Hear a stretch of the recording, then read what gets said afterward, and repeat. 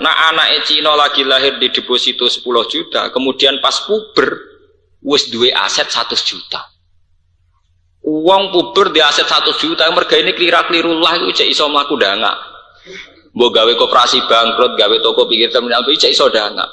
Sing anak iki soleh lagi lahir wis duwe utang, uripe dititipno wong pas puber.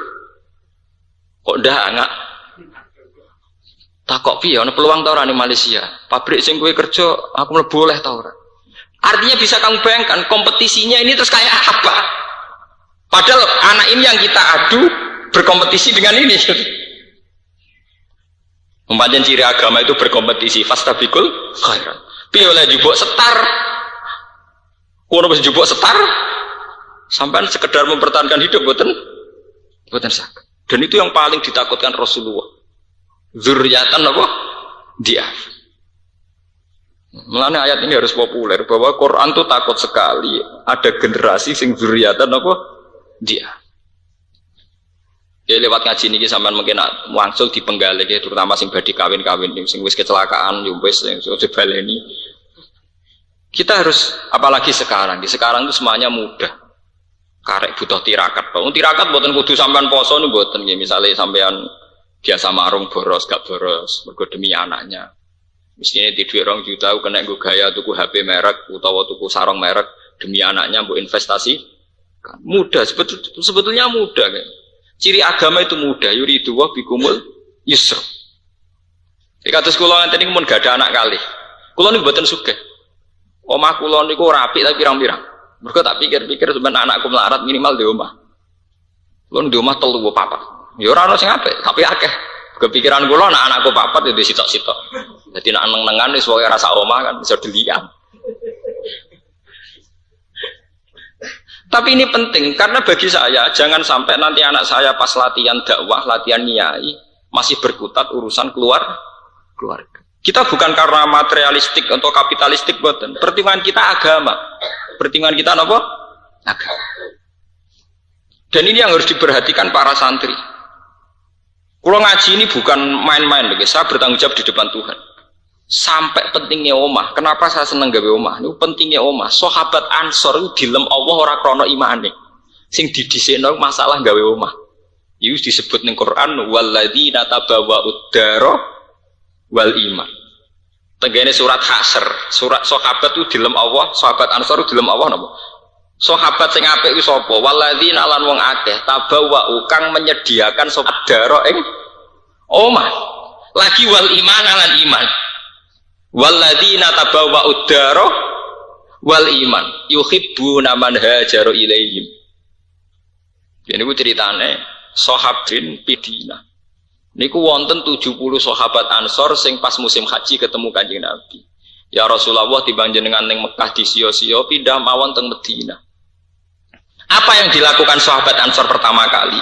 Yaiku nyediakno jatah omah yang nanti dihuni Rasulullah dan para sahabat muhajir. Sampai Quran ngelem sahabat Ansor jenis tabawa'ud dar. Kowe iso bayangno Nabi misalnya dakwah ngisor kali, ngisor jembatan. Paham? Mulane kula nu lewat ayat niku seneng kula gawe omah. Tapi mboten kula niati kedonyan, anggap saja itu sarana perjuangan. Jika masalah rumah selesai, paling tidak anak kita saat puber, saat beranjak dewasa, pikirannya wis dakwah. Joko ustaz-ustaz ning desa iku, pikirane dakwah banter omah numpang. Kok nak rapat aja ning omahku ya. Nak mertamu aja jam sakmene pas ana IP ku ana mertuaku. Waduh. Ape rapate pelaturane pirang-pirang. Lah numpang ya. Resikone wong numpang kan kakean pelaturan nggih. Nak dolan aja yamene, pas iku mertuaku ning omah. Ya aja yamene pas IP ku nyetel TV. Pra loro. Jajal om dhewe. Gawe rapat nanti jam 2 bengi sampai subuh sing wani loro iso apa omah-omahe. Itu hebatnya Quran.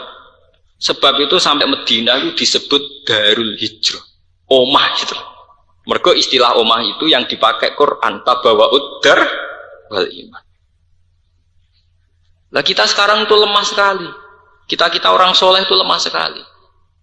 Mondok tanpa visi, nyai tanpa visi. Mbah sak mlakune, piye meneh dhisik-dhisik yo ngene. Sak mlakune. Iya, sak mlakune itu memang enggak apa-apa, tapi urusannya kedzaliman ini berjalan secara cepat. Paham ya? Kesalehannya tidak cepat. Yo kalah. Nak kalah kita disalahno pangeran, mergo kalah kompetisi.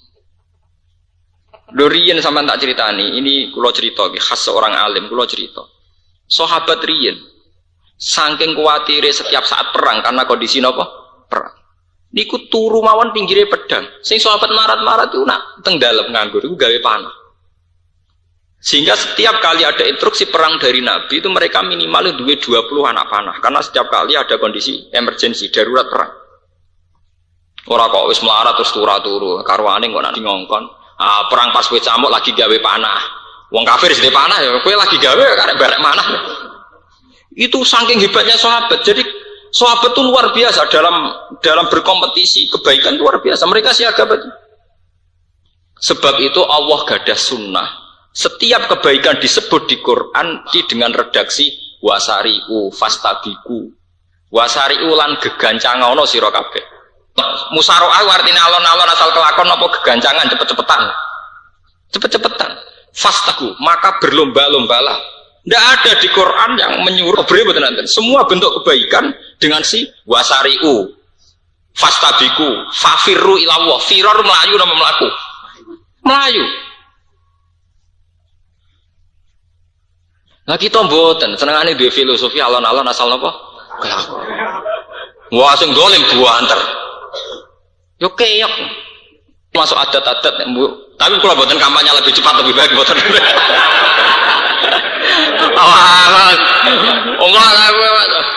enggak pas ngaji ngeten istiqomah jari MC mungkin melaku berarti lanjutkan. Wah ya repot wah bakas pite jari pro rakyat mergo pite ekonomi napa rakyat berarti pun ngaji ini pun lengkap lanjutkan lebih cepat lebih baik bakas pite berarti pro napa pro. Wah, yo parah. Mboten kula mboten ate guyon nggih, pancen kula serius nggih. Kula nak gadah pendapat karena ini urusan agama niku pun kula pikir tenan dan saya tanggung jawab di depan Tuhan. Kula tokoh panutan kula ini Imam Bukhari. Imam Bukhari itu satu hadis disolati 2 rakaat. Saking takutnya kalau hadis itu dhaif atau maudhu. Padahal beliau sudah melakukan check and recheck. Secara ilmu jarhu wa ta'dil sudah dicek. Tapi semantan masih disolati. Saya juga sama, mungkin tidak se-ekstrim Imam Bukhari, tapi saya kalau punya pendapat untuk agama itu pasti saya istikharah. Karena ini masalah agama, tanggung jawab saya di depan Allah. Nah, ini ngarepe sampean paling banter sampean kecewa terus rasa seneng kula itu sepele ini. Loro sepele banget. Ora disenengi wong nggih biasa, disenengi napa? Biasa. Lonte sing seneng akeh wong kiai. Nah, kula nu dalil kula sederhana. Kowe dadi lonte ya ana sing seneng ana sing gedeng, dadi kiai ya ana sing seneng ana sing gedeng. Regane urip. Maling gak is maling, sing nulung ya akeh kok piye. Dene yo duwe ikatan. Wong maling dhewean yo ora iso. Faham ini perlu kula aturaken bahwa kesalehan itu harus kuat. Karena semua redaksi kesalehan teng Quran itu ndak ada sing alon-alon asal kelakon. Semuanya dengan redaksi wasari'u. Fafirru fastabiqu. Ndak ada yang bahasa umsu kon mlaku mboten. Fafirru ilallah. Kanjeng Nabi itu hadis-hadis yang ngoten al-firor ya ibadah ayo lari. Karena kebaikan sekali kalah setar, kalah kompetisi akan kelindas dengan kebatilan. Kalau tak cerita ini tak hadis bin Iman. Kalau tak hadis bin Iman. Kalau nu duwe jamaah kathah. Sebagian mereka orang kaya. Nggih, sebagian mereka orang kaya sing didik miliaran. Nanti tanglet kula, Pak Bah, saya ini orang kaya, punya uang 1 miliar. Itu menurut Pak Bah dipakai apa? Saya inginnya ya dapat dunia, dapat akhirat. Jawaban saya gampang. Kamu tidak harus ngasihkan uang 1 miliar itu menjadi masjid, tidak harus. Beli tanah di kawasan netral di tengah kota.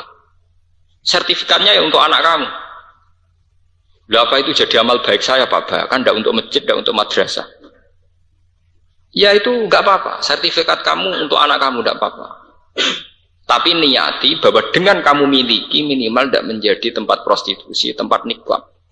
Ini pentingnya sebuah kompetisi. Misalnya satu tanah di tengah kota Bojonegoro atau di Surabaya atau di Jogja. Misalnya 400 meter persegi, sampai beli 1 miliar. Tanah ini kan menurut hukum demokrasi terserah yang punya kan. Nak sing duwe wong soleh, Pak Kaji. Umpama ora dadi masjid, ora dadi madrasah, tetep daleme Pak Kaji. Engko subuh-subuh ana metu nggo tasbih. Maghrib-maghrib ana Pak Kaji mlebu omah nggawa tasbih. Tapi kalau yang beli orang nakal, tuweka wong rambutan pink nggo gitar. Metu ya wong setengah nggawa minuman ngefly. Nah, padahal dengan suasana Pak Kaji ini itu dengan sendirinya meskipun tidak masjid loh ya.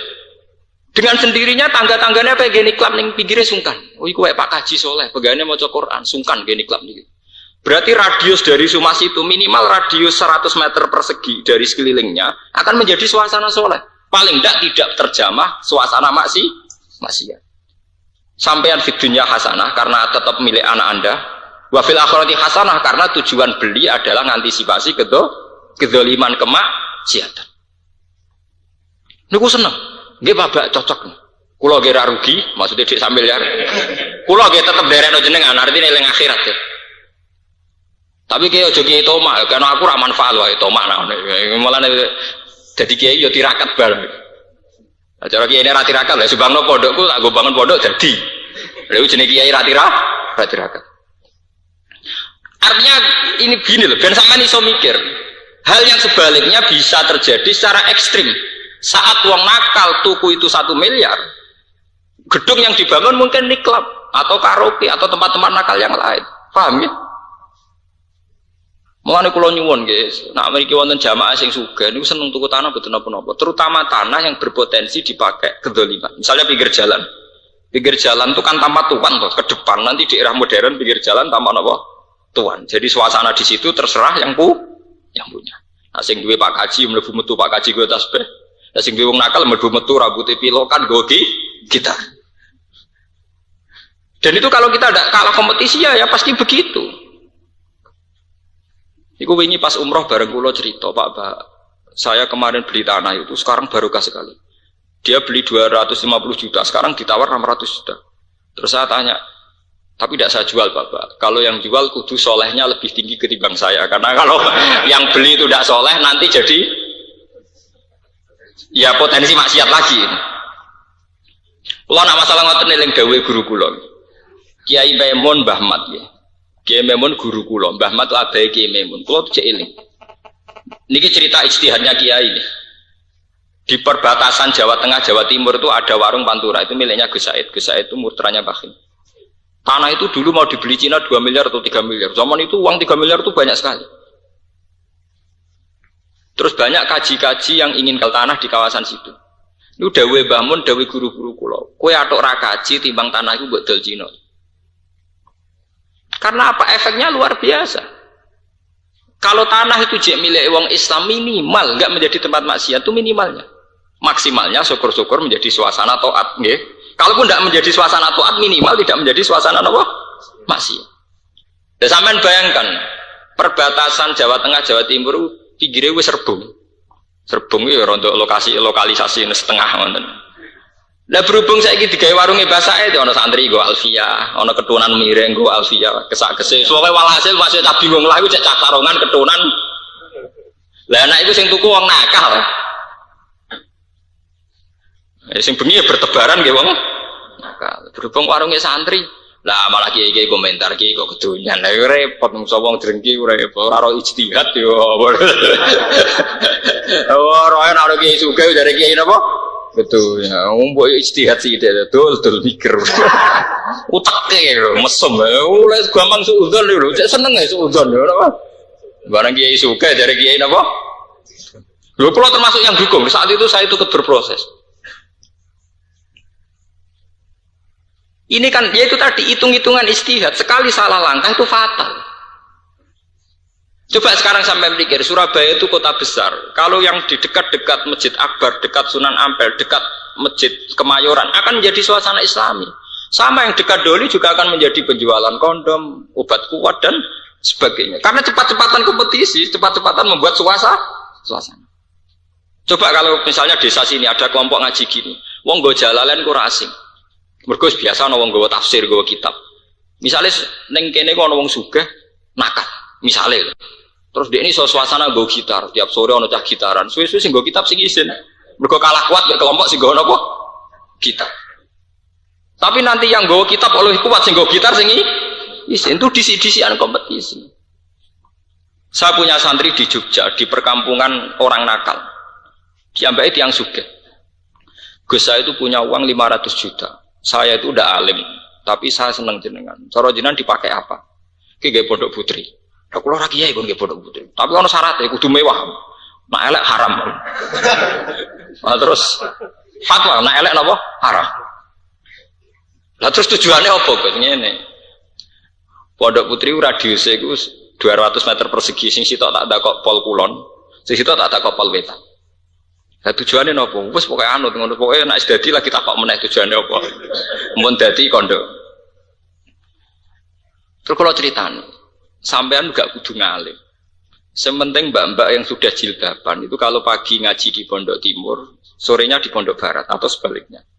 Sehingga di kawasan situ terbiasa wong melaku jilbaban nutupi aurat. Ini harus menjadi suasana, jangan sampai suasana diambil alih sing kulino liwat wong katokan cekak, blodor, ketok payudarane. Karena ini efek sosialnya luar biasa. Kalau suasana nakal lebih cepat, sing jilbaban sing izin, nah suasana jilbaban lebih cepat, sing blodor, izin, ini hukum sosial. Dulu mandi tenan, saat ini pun berjalan 2 tahun mandi. Akhirnya sing biasa katokan cekak minimal celana, izin, mergo kan kontrasin nemen, masa wong jilbaban dijajari wong napa? Ada cekak, lana celanan ada mirip tuh, gak jomplang teman-teman. Ini pentingnya kompetisi, ya pentingnya kompetisi. Tapi buatan kampanye loh, memang sama lebih cepat lebih baik buatan. Artinya semua redaksi Quran tentang kebaikan itu pasti dengan redaksi fastabiqul khairat, fafirru ilallah wasa riu. Semuanya bentuk cepat, firor. Karena sampai khawatir darah ini kalau kampanye ya kalau sudah baik lanjutkan kan gampang gitu. Niki pentingnya ngaji. Kita punya sanad keulamaan. Kalau gak ada sanad untuk guru-guru. Niku riyen Mbah Mun kalian Mbah Matu sampai ngoten tiang-tiang Belitung. Niku nek adol tanah teng Cina dikandani. Iki adol tanah kok apa? Nggih kaji, Mbah. Sing nuku sapa Cina, atok ora kaji. Perhitungannya bukan nilai jualnya, nilai efek napa? Sosial. Paham nggih? Kalau terus buatan gedeng Cina, buatan Cina sing apik buat kata, ini masuk Islam gitu kata. Cuma efek kan bisa kamu bayangkan, efek dimiliki non Muslim dengan dimiliki Muslim. Kan iso mbok hitung to nggih. Saya elek-elek Pak Kaji nak duwe tanah minimal digawe omah anake. Saya elek-elek Pak Kaji nak esuk maca tasbih mubang-mubang kok sore maca tasbih. Paling gak suasanane Pak Kaji mlebu metu nggawa tasbih. Saapi-api wong zalim to nggo gitar ngalor ngidul. Maghrib nyetel tip wis paling apik lah. Lah nek elek terus dadi produksi sabu-sabu to malah. Mulane penting iki, mulane sampean kula nyuwun nggih nek sing sugih atau setengah sugih, nanti duit tuku tanah. Terutama yang potensi untuk kemaksiatan. Niati ibadah, niati napa? Ibadah. Mboten niati taksirul mal mboten. Niati napa? Ibadah. Nek sampean ra sugih kaya kula misale, nggih santrine sing sugih. Nak sampean ra sugih ora dikonco wong sugih kesempon salat mau teng omah. Cek siale ra sugih ora dikonco wong napa? Sugih kok entek uripem kok wis napa? Tapi kula alhamdulillah nggih, ajaran kula ngoten diterima betul, diterima luas.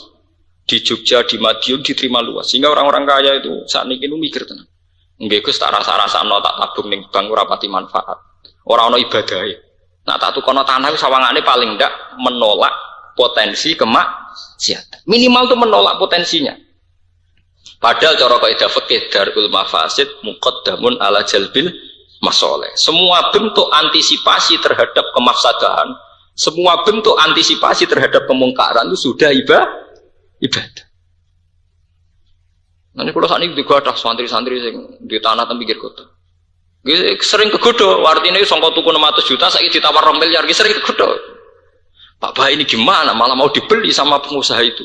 Sudah naik tinggi. Coba, benar. Pokoknya sebenarnya betul kudu sing tuku luwih saleh timbang sampean, tuh udah udi. Kulo niku krasa tenan nggih sawise ngaji kulan numiduha ula imin atau inapa rabbi. Sama. Doli juga melahirkan komunitas rezeki. Sunan Ampel juga melahirkan komunitas rezeki. Konser musik yo ngasilno dhuwit, kiai pengajian yo ngasilno dhuwit. Wisata Hongkong yo ngasilno dhuwit, wisata Ka'bah yo ngasilno. Cuma kan akan naif ketika wisata kebaikan amburadul sing maksiat melejit. Ini yang kita takutkan. Dzurriatan apa? Dia. Mulane ketika Rasulullah wafat, niki rungokno tenan nggih. Rasulullah itu wafat, iku Abu Bakar memanage negara secara rasional, secara negara modern. Yaiku ana presiden, ana umara, ana wuzara. Kenapa Abu Bakar tidak niru persis Kanjeng Nabi? Kanjeng Nabi tidak pernah memposisikan diri sebagai presiden, sebagai kepala negara. Tapi era Abu Bakar dimanage secara rasional, secara hukum negara modern. Yaiku ana presiden, ana gubernur, ada menteri. Abu Bakar bertindak sebagai khalifah, gubernur yang Mesir Amr bin As, di Sam Muawiyah, di Madinah, artinya dimanage secara apa? Modern. Kenapa Abu Bakar begitu? Karena kan tidak lucu ketika negara zalim dimanage secara modern, sing negarane santri dimanage secara ambu. Akhirnya kiai soleh ditamu nganti jam 11 bengi. Pak Kiai wapi, antamune 24 jam. Akhirnya kiai ini lagi 2 tahun kiai mate, ora tau istirahat. Paham ya? Wis ngono tamune pasen kabeh, wong diutang, wong bingung. Dipethuki kah? Sing wong zalim ngatur negara tertib, tamu kudu prosedur. Ini penting. Ana sing kula kenang saking bapak niku sering ngendikan ngoten. Wis sahake ngandel aku. Aku nyai kuwi susah dadi kiai ra tertib ku susah. Nah contoh gampang kiai sing enggak tertib misalnya ngeten. Sampeyan dadi kiai apian, anggur wong bertamu. Padahal sing sering bertamu iku nek wis kendel bertamu ning kiai sapa wae ditamoni wong iku. Wong niku hobi. Wong seneng sowan kiai napa? Angger sing sering sowan sampeyan takono kiai liya terus iku ya sering sowan kiai iku. Wong iso napa? Hobi. Jare nak sowan kiai adem ati, wis nek ngomong bojone ngamukan.